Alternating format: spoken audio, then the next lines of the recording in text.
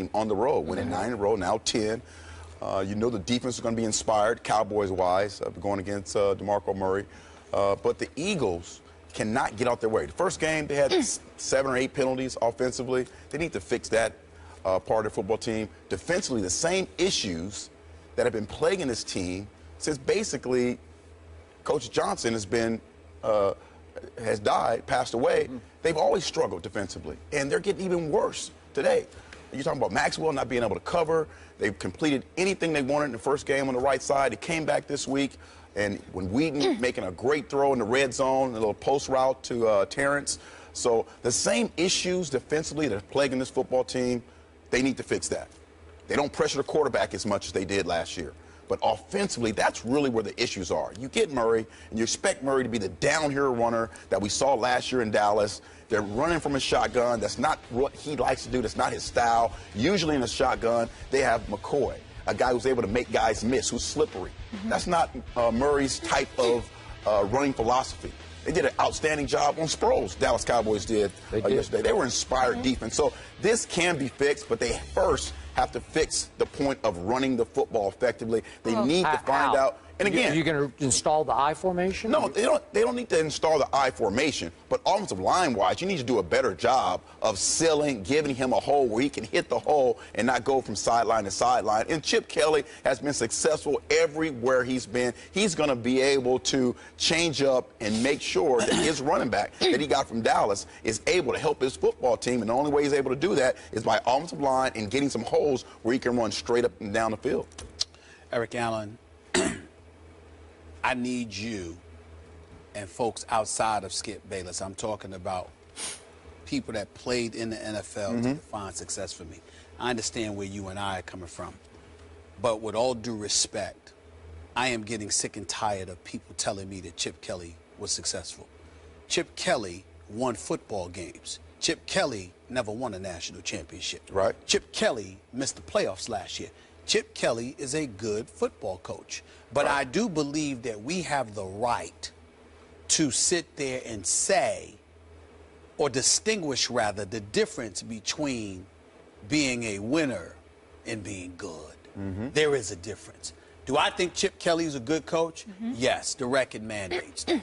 Even though they didn't make the playoffs last year, even though they won they lost 3 of their last 4 regular season games, and they now have lost 5 of their last 6 regular season games when you consider the fact that they're 0-2 right now.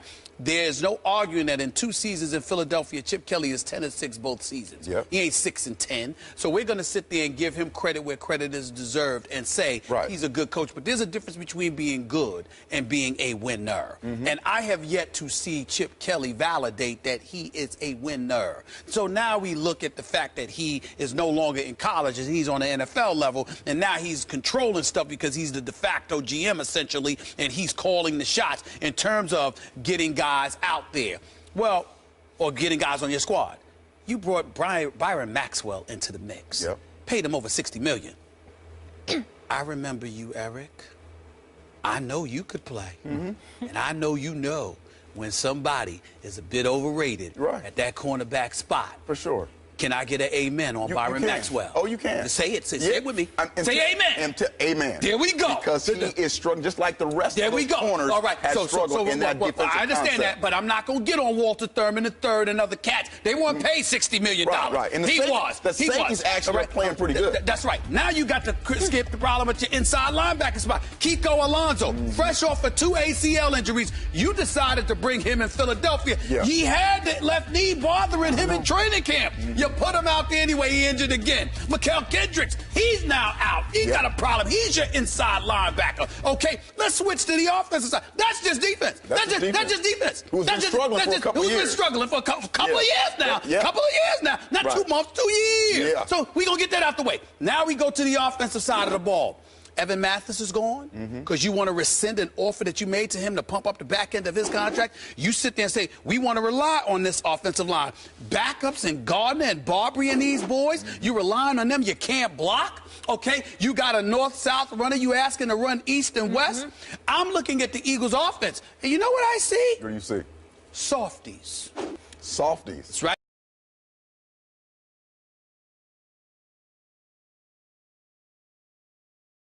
about DeMarco Murray. I'm talking about cumulatively. I'm talking about a unit. This is what I'm talking about. I'm not calling him soft. Jordan Matthews can ball. Yes. He's an elite number 2. Yeah. Just a little bit shy of being number 1. He need another year or so. All right? Don't talk to me about Riley Cooper. Damn it, he need to be on the offensive line because all he does is block. Right. Remember? That's the first time we learned that the criteria for the wide receiver was blocking instead of catching passes. Remember, we didn't know that until Chip Kelly came along, okay? So I'm just looking at these guys, Aguilar and these boys, they got to prove something. They do.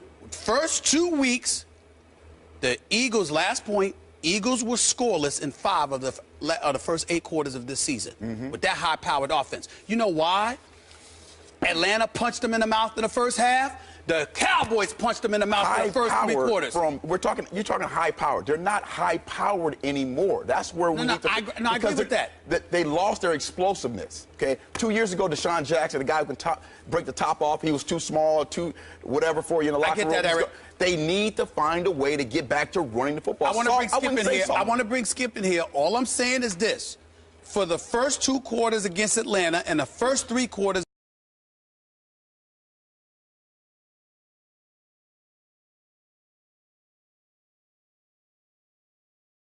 And you don't respond, that's usually the definition of soft. Now, I could be wrong, Skip, but all I know is whatever hood you want to pick, white, Hispanic, black, whatever, what's known as soft is when somebody punches you in your face or in your mouth and you have no response. That is what the Eagles have been for 5 quarters. Check those that penalties. Is a fact. Check those penalties. Yeah, too many daggone penalties. Yeah. All I'm saying to you is Philadelphia Eagles. When you're trying to punch somebody in the mouth and someone's holding you back, okay, that's penalties. I'm holding them back. All right.